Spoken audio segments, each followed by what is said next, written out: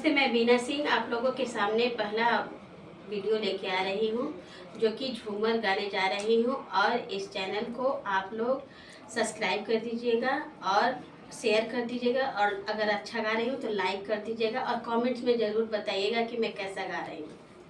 इसी के साथ मैं गाने जा रही हूँ कि सही सही बोला ना नद के भैया आरतिया कहाँ गंवलाना। सही सही बोला ना नद के भैया आरतिया कहाँ गंवलाना।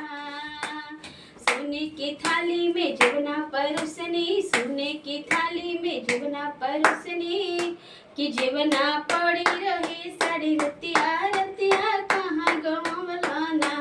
सही सही बोला ना नद के भैया रतिया कहाँ गंवलाना। खिड़की खुली रही साड़ी रतिया रतिया कहाँ गंवलाना।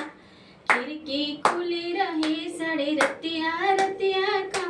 झंझर गिरवा गंगा जल पानी, झंझर गिरवा गंगा जल पानी कि पनिया पड़ी रही साड़ी रतिया रतिया कहाँ गंवलाना। पनिया पड़ी रही साड़ी रतिया रतिया कहाँ गंवलाना। सही सही बोला ना नद के भैया रतिया कहाँ गंवलाना।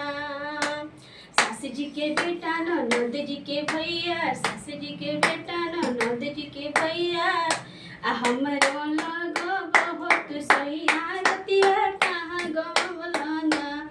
हमरो लगो बहुत सैया रतिया कहाँ गंवलाना।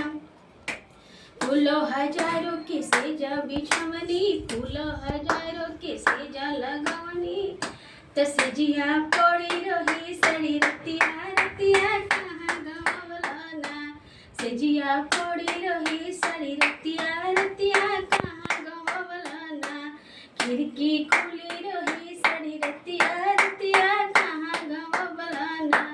सही सही बोला ना नद जी के भैया रतिया कहाँ